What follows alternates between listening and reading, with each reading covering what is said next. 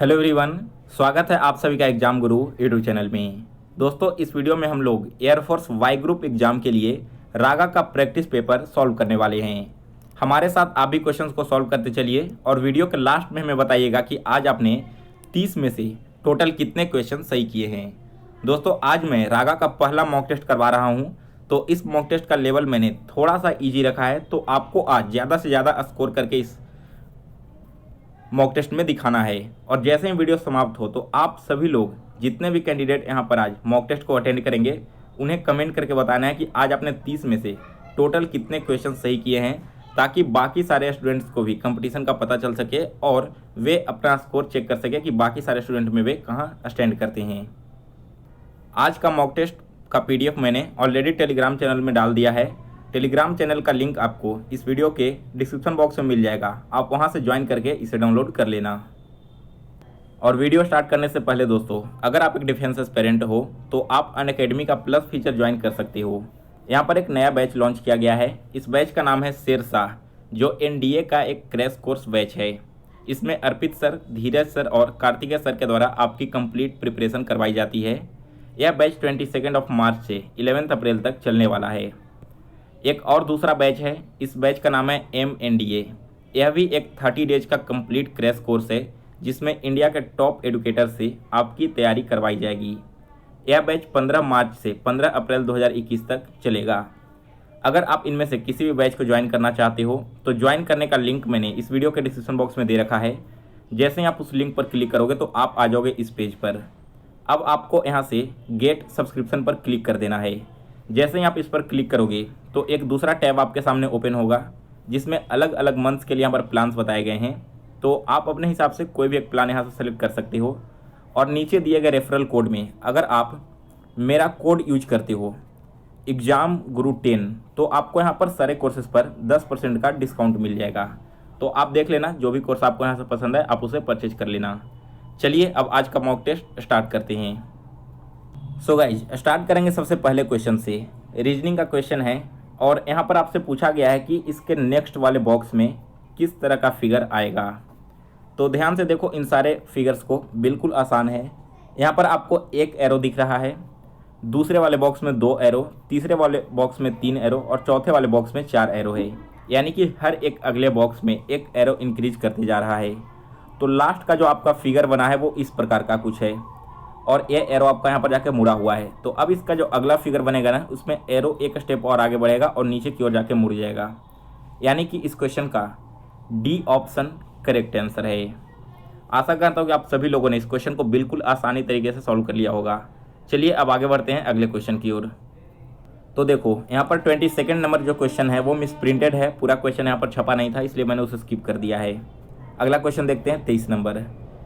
इनमें से आपको असंगत चुनना है, यानी कि चारों फिगर में से कौन सा एक फिगर अलग है वो आपको फाइंड करके बताना है। तो देखो, अगर आप पहले वाले फिगर के अंदर जितने भी डॉट्स हैं उन सभी को काउंट करोगे तो यहाँ पर टोटल 9 डॉट्स हैं। सेकंड वाले में 4 डॉट्स हैं और थर्ड वाले में टोटल 16 डॉट्स हैं। और चौथे वाले जो बॉक्स है इसमें टोटल डॉट्स की संख्या 11 है। अब ध्यान से देखो, 9 जो है वो 3 का स्क्वायर है, 4 2 का स्क्वायर है और 16 4 का स्क्वायर है, लेकिन 11 किसी भी संख्या का स्क्वायर नहीं है। तो बाकी तीनों से जो यहाँ पर ऑप्शन डी है वो अलग है, इसलिए इस क्वेश्चन का करेक्ट आंसर है ऑप्शन डी। अगला क्वेश्चन है 24 नंबर। सही युग्म ढूंढें। जिस प्रकार नदी संबंधित है समुद्र से, उसी प्रकार इनमें से कौन सा ऑप्शन एक दूसरे से कोरिलेटेड है। तो देखो, नदी क्या है, आगे चलते हुए जाकर समुद्र में मिल जाती है, यानी कि नदी को यहाँ पर छोटे रूप में व्यक्त किया गया और समुद्र को बड़े रूप में। इसी प्रकार से जो गली होती है ना, गली क्या होती है, एक छोटा सा फॉर्म है और इसका जो बड़ा सा फॉर्म आएगा वो मेन रोड होगा। गली चलते चलते जाकर आगे क्या होती है, मेन रोड पर जाकर मिल जाती है। सो सी ऑप्शन इस क्वेश्चन का करेक्ट आंसर है। नेक्स्ट है क्वेश्चन नंबर 25। इनमें से आपको असंगत चुनना है, यानी कि चारों में से कौन सा एक गलत है। तो जो हाथी है, गैंडा है और दरियाई घोड़ा, ये तीनों के तीनों जो जानवर हैं ना वो स्तनपायी हैं, यानी कि मैमल्स हैं। लेकिन यहाँ पर जो बी ऑप्शन है मगरमच्छ एक सरीसृप वर्ग का जीव है, इसलिए इस क्वेश्चन का बी ऑप्शन करेक्ट आंसर है।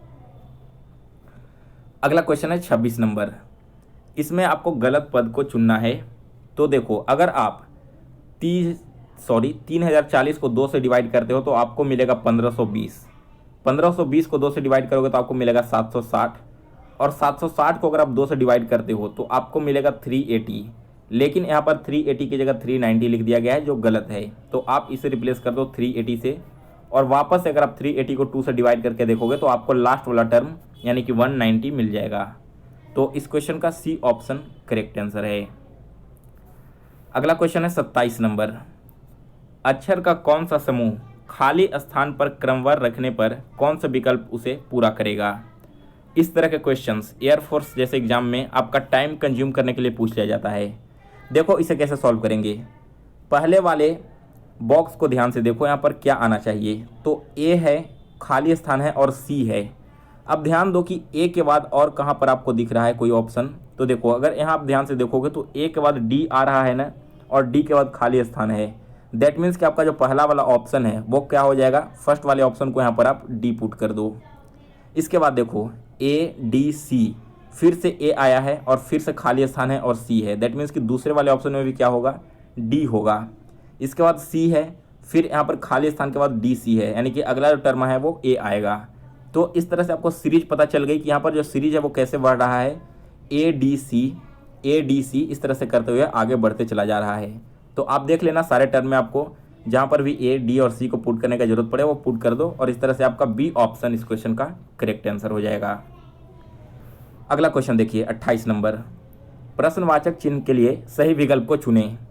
यहाँ पर आपको बताना है कि क्वेश्चन मार्क की जगह पर कौन सी नंबर आएगी। तो ध्यान दो 7, 4 और 2 इन सभी को आपस में कैसे कोरिलेट करें कि हमें 14 मिल जाए, क्योंकि हमें यहाँ पर क्या करना है, बीच वाला टर्म यानी कि क्वेश्चन मार्क को फाइंड करना है। तो अगर आप 7 और 4 दोनों को मल्टीप्लाई करोगे तो आपको मिलेगा 28, और 28 को अगर आप 2 से डिवाइड कर देते हो तो बीच वाला टर्म मिल जाता है, दैट मीन्स कि 14। अब इसी पैटर्न पर सेकंड वाले ऑप्शन को भी देखेंगे। तो सेकंड में है 9 और 5, मल्टीप्लाई करने पर मिलेगा 45, और 45 को अगर आप 3 से डिवाइड करते हो तो आपको यहाँ पर मिल जाएगा 15, यानी कि मिडिल टर्म। तो इस तरह से हमारा तीसरा ऑप्शन क्या होगा, 15 और 6 दोनों को मल्टीप्लाई करेंगे हमें मिलेगा 90, और 90 को हम डिवाइड करेंगे 9 से तो हमें मिल जाएगा 10, यानी कि क्वेश्चन मार्क की जगह पर 10 आएगा। ऑप्शन ए इस क्वेश्चन का करेक्ट आंसर है। नेक्स्ट है क्वेश्चन नंबर 29।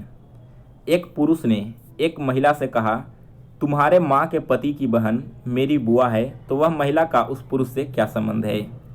ध्यान से देखो, मान लो आपने अपनी बहन से कहा, आप यहाँ पर हो, आपने अपनी बहन से कहा कि तुम्हारे माँ की जो पति हैं, यानी कि तुम्हारी जो माँ है उनकी जो हस्बैंड है उनकी बहन आपकी बुआ लगती है। दैट मीन्स कि जो आपकी बुआ लगी वो आपकी बहन की भी बुआ लग रही है ना यहाँ पर।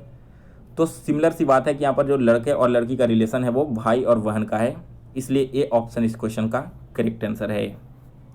नेक्स्ट है क्वेश्चन नंबर 30। यदि प्लस का अर्थ भाग देना है, माइनस का अर्थ गुना करना है, गुना का अर्थ जोड़ना है तथा डिवाइड का अर्थ घटाना है, तो इस इक्वेशन का मान क्या होगा? इस तरह के क्वेश्चन एयरफोर्स में हमेशा पूछा जाता है रीजनिंग में। यहाँ पर आपको केवल साइन को इंटरचेंज कर देना है, आपका आंसर निकल कर चला आएगा। तो सबसे पहले 17 माइनस 40 है, लेकिन माइनस का अर्थ क्या है, माइनस का अर्थ यहाँ पर गुना करना है ना, तो हम लिखेंगे 17 गुना 40। इसके बाद प्लस 4 है, लेकिन प्लस का मतलब यहाँ पर होता है डिवाइड, तो हम यहाँ पर कर देंगे डिवाइड 4। और फिर जो इंटू 20 है, इंटू का मतलब यहाँ पर प्लस है, तो यहाँ पर प्लस 20 कर देंगे, और लास्ट में डिवाइडेड बाई 8 है, यहाँ पर डिवाइड का मतलब माइनस होना चाहिए, तो माइनस 8 कर देंगे। अब देखो 4 से 40 कटेगा 10 बार में, और 17 में जब आप 10 से मल्टीप्लाई करोगे तो हो जाएगा 170। 170 प्लस 20 क्या हो जाएगा 190, और 190 में से जब आप 8 माइनस करोगे तो यह होगा 182,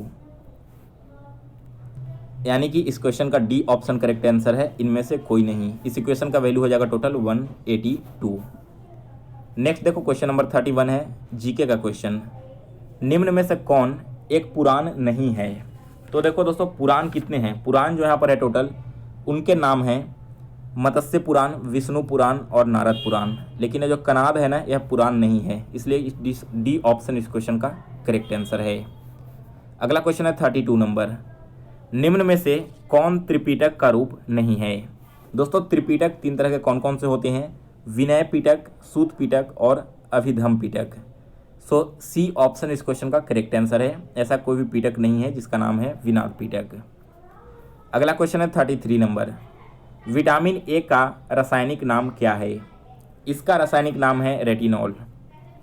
34 क्वेश्चन है, फ्लू या आप जिसे इन्फ्लुएंजा बोलते हो यह किसके कारण से होता है?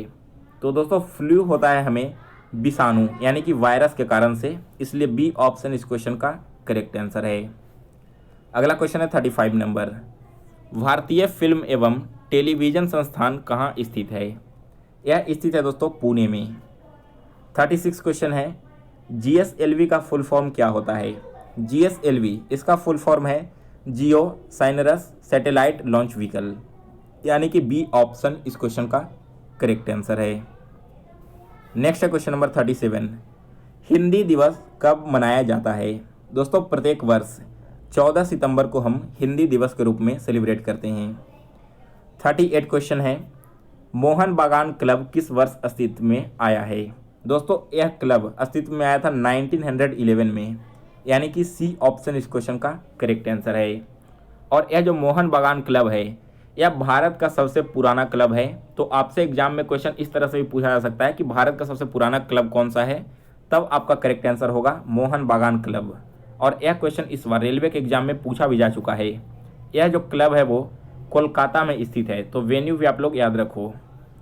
नेक्स्ट है क्वेश्चन नंबर 39, भारत का मैकियावेली किसे कहा जाता है? यह कहा जाता है दोस्तों चाणक्य को, यानी कि सी ऑप्शन इस क्वेश्चन का करेक्ट आंसर है। 40 क्वेश्चन है, थल सेना के पूर्वी कमान का मुख्यालय कहाँ स्थित है? हमारी जो इंडियन आर्मी है इसका ईस्टर्न कमांड का हेडक्वार्टर स्थित है दोस्तों कोलकाता में। नेक्स्ट इसके बाद है 41 क्वेश्चन, इसमें आपको बताना है कि श्रृंखला का अगला पद क्या होगा। यहाँ पर आपको बताना है खाली स्थान की जगह पर कौन सा नंबर आएगा।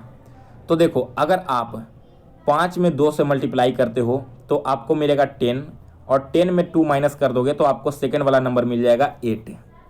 इसी तरह से अगर आप 8 में 2 से मल्टीप्लाई करते हो तो आपको मिलेगा 16, और 16 में आप 2 माइनस करोगे तो नेक्स्ट वाला टर्म यानी कि 14 मिलेगा। तो दोस्तों आपका जो लास्ट टर्म है वो कैसे फाइंड होगा?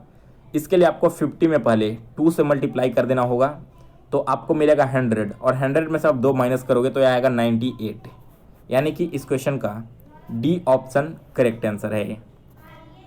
अगला क्वेश्चन है 42 नंबर, इफ़ A/V का वैल्यू 7/9 है, B/C का वैल्यू 3/5 है, तो A, B और C का वैल्यू क्या होगा?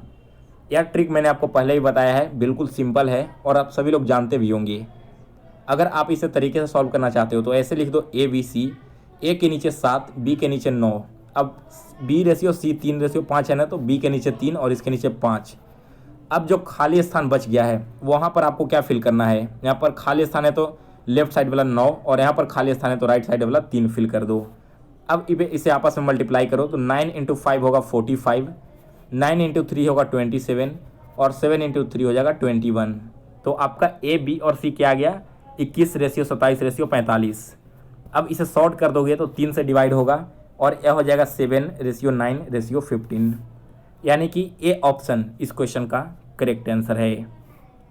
अगला क्वेश्चन देखो 43 नंबर, एक काम को ए और बी मिलकर 12 दिन में कर सकते हैं, उसी काम को ए, बी और सी मिलकर 8 दिन में कर सकते हैं, तो सी अकेला उसे कितने दिनों में पूरा करेगा?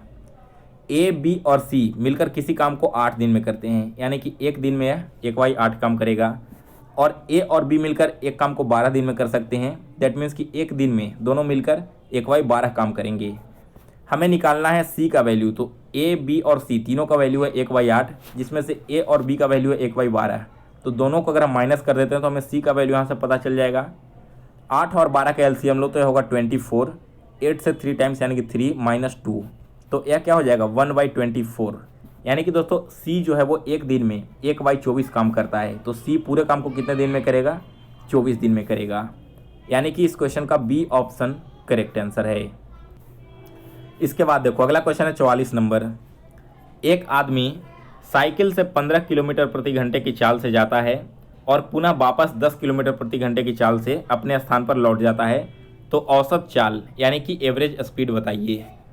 तो देखो जब किसी सेम डिस्टेंस को दो अलग अलग स्पीड में कवर किया जाता है ना, तो आपको यहाँ पर एवरेज स्पीड निकालने के लिए फॉर्मूला यूज करना होता है 2 × x × y divided by x + y। जिसमें x का वैल्यू है पहला स्पीड और y का वैल्यू है दूसरा स्पीड। तो यहाँ पर हम लिखेंगे 2 × 15 × 10 डिवाइडेड बाई क्या हो जाएगा 15 + 10 दैट मीन्स कि 25। तो अब इसे सॉर्ट करो, 5 से 5 टाइम्स कैंसिल होगा, 5 से 2 टाइम्स कैंसिल होगा, 5 से 15 कैंसिल होगा 3 टाइम्स, और इसे जब आप मल्टीप्लाई करोगे तो 3 × 2 6 और 6 × 2 12। दैट मीन्स उस व्यक्ति का एवरेज स्पीड 12 किलोमीटर प्रति घंटे था। ऑप्शन ए करेक्ट आंसर है। नेक्स्ट है क्वेश्चन नंबर 45। एक नाविक धारा की दिशा में 20 किलोमीटर प्रति घंटे की चाल से चलता है, पुनः धारा की विपरीत दिशा में 10 किलोमीटर प्रति घंटे की चाल से चलता है, तो शांत जल में नाविक की चाल क्या होगी? यानी कि स्टिल वाटर में नाविक का चाल आपको बताना है। तो एक कॉन्सेप्ट आपको यहाँ पर मालूम होगा कि अगर कोई व्यक्ति धारा की चाल में चल रहा है तो उसके स्पीड में धारा का भी स्पीड ऐड हो जाता है, और अगर वो धारा के विपरीत चल रहा है तो उसके स्पीड में से धारा की जो स्पीड है वो उसे माइनस कर लिया जाता है। तो अगर आप कॉमन सेंस से भी यहाँ पर सोचोगे कि वो जा रहा है 20 किलोमीटर प्रति घंटे की रफ्तार से और आ रहा है 10 किलोमीटर प्रति घंटे की रफ्तार से, दैट मीन्स कि अगर हम इसका मिडिल वाला टर्म चुन लें कि अगर वो स्टिल वाटर में 15 किलोमीटर प्रति घंटे की चल रहा है तो जाते समय क्या होगा, जो धारा की चाल है अगर वो 5 किलोमीटर है तो 20 किलोमीटर हो जा रहा है, और 5 माइनस कर देते हैं रिटर्निंग में तो 10 किलोमीटर हो जा रहा है। तो इस तरह से अपने कॉन्सेप्ट से भी इस क्वेश्चन को सॉल्व कर सकते हो। अदरवाइज आपको फॉर्मूला क्या लगाना है, स्टिल वाटर में अगर धारा की चाल पति करनी हो जबकि 9 की चाल है तो आपको क्या करना होगा, दोनों जो स्पीड यहाँ पर दिया गया है उन दोनों को ऐड कर दो और 2 से डिवाइड कर दो। तो 20 + 10 30, 30 divided by 2 that means 15 kilometre per hour. B option इस क्वेश्चन का करेक्ट आंसर है। नेक्स्ट है क्वेश्चन नंबर 46। एक घोड़े को 1980 रुपये में बेचने पर 10% का लाभ होता है, तो क्रयमूल्य क्या है? बिल्कुल इजी क्वेश्चन है, सिर्फ आपको फॉर्मूला यहाँ पर मालूम होना चाहिए। देखो यहाँ पर मैं इसे फॉर्मूले से सॉल्व नहीं करूँगा, यहाँ पर लाभ हो रहा है 10% का ना, यानी कि उस घोड़े का इनिशियल जो वैल्यू है वो कितना भी होगा तो वो 100 रुपया ही होगा, आपस में तो वो 100% ही होगा ना।